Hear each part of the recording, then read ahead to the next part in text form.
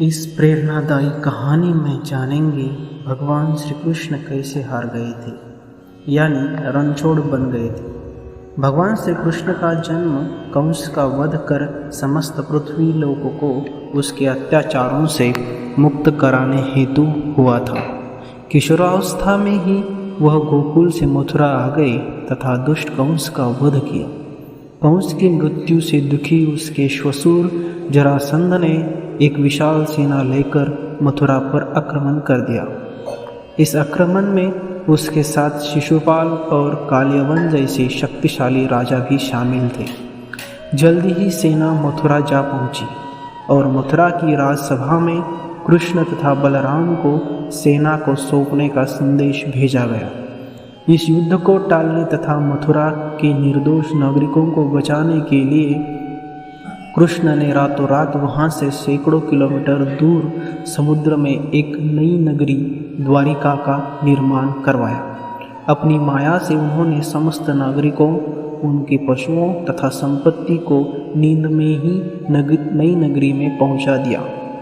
अगले दिन सूर्योदय के समय कृष्ण तथा बलराम जरासंध की सेना के सामने जा पहुँचे और उसे लड़ने के लिए चुनौती दी। जैसे ही जरासंध और दूसरे राजाओं ने कृष्ण को मारने के लिए शस्त्र उठाए, दोनों भाई भागने लगे। उन भाइयों के पीछे जरासंध तथा कालियावन जैसे राजा भी भागने लगे।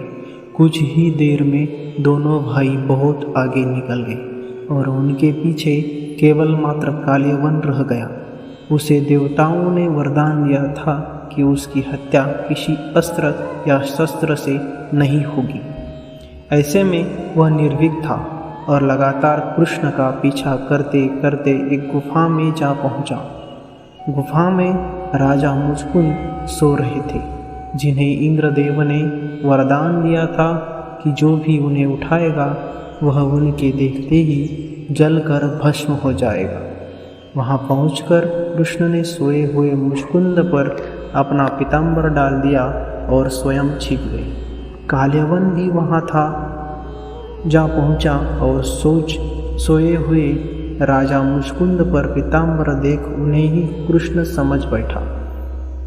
उसने मुचकुंद को उठाने के लिए लात मारी, जिसके कारण उनकी निद्रा खुल गई और उनके देखते ही कालियावन वहीं पर जलकर भस्म हो गए।